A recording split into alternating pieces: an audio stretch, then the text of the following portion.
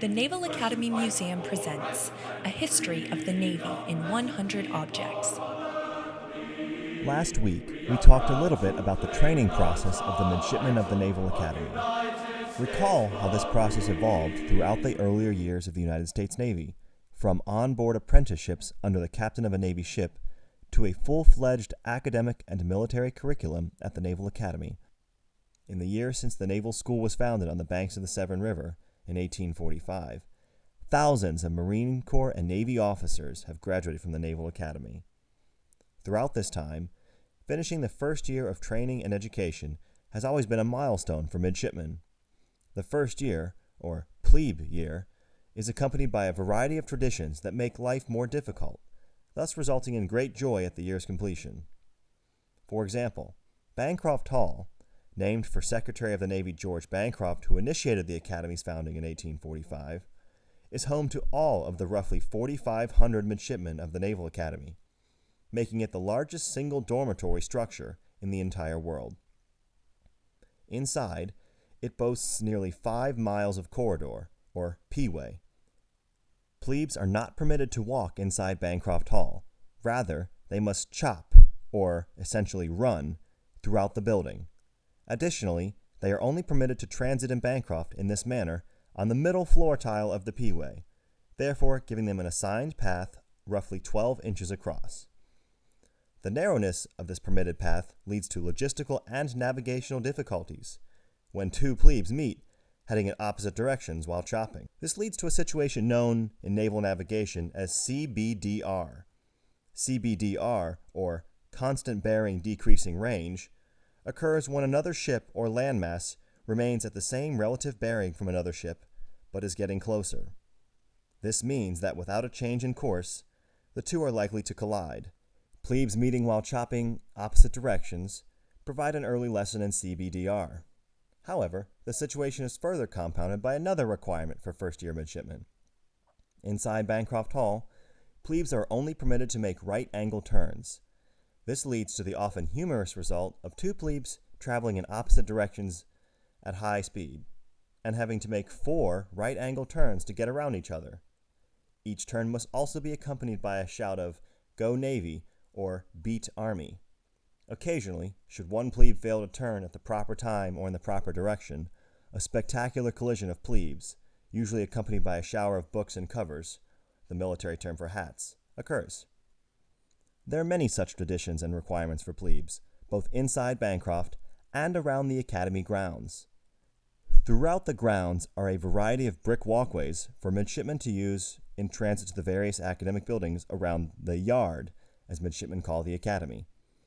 Some of these are curved, and these curved pathways often mark the most convenient route for a midshipman to take from Bancroft to the day's classes. However, plebes are not permitted to take the curved walkways, bringing us to today's object, the Herndon Monument. Climbing the Herndon Monument marks the official end of Plebe Year. Upon completion, the "Plebes No More" run back to Bancroft Hall, chanting "Plebes No More" and taking the curved pathways in celebration.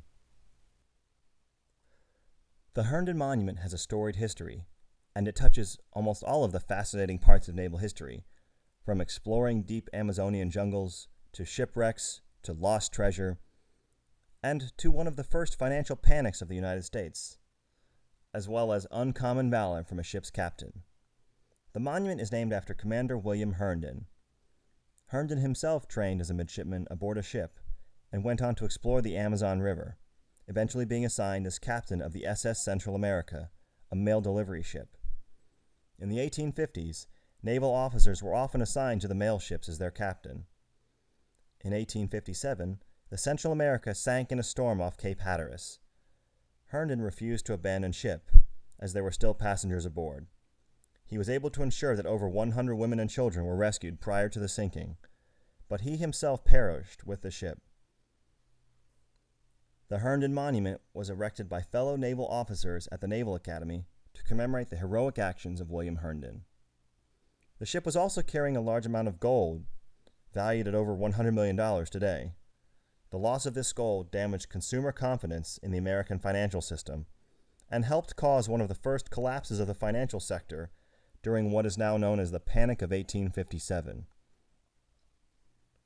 We go now to Jim Cheevers for a more in-depth look at the monument and its traditions. Hello, I'm Jim Cheevers, Naval Academy Museum.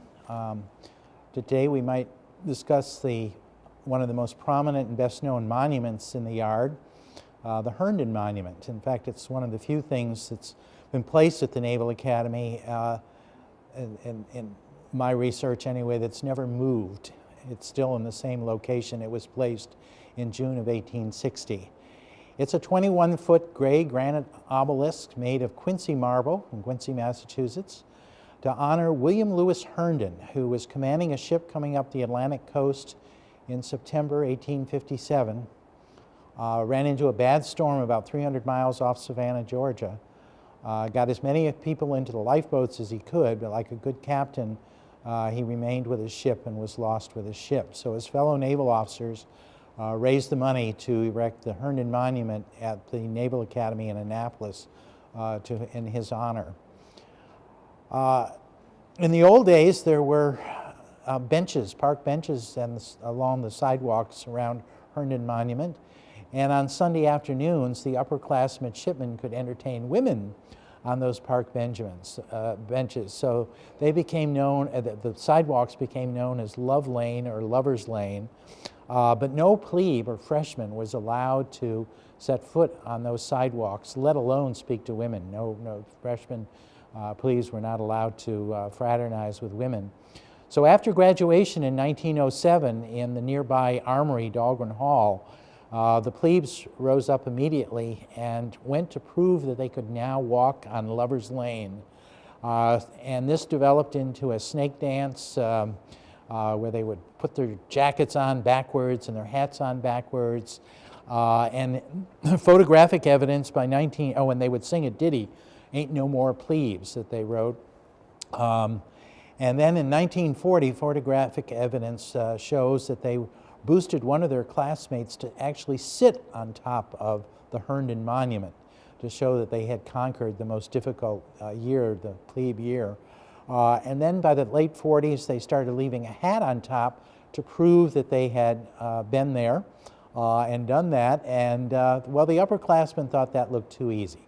So they started buying lard and Crisco and so forth and greasing the monument and making it much more difficult. And in the mid-60s, we began keeping a time. One year they didn't grease it. I guess the upperclassmen decided to give them a break, and they did it in about 1 minute and 30 seconds. One year, I think it was in '95, they really played dirty pool, and they glued a Dixie cup to the top with all kinds of crazy glue, and it took them like 4 hours to try to conquer the Herndon Monument, now known as the Plebe Recognition Ceremony.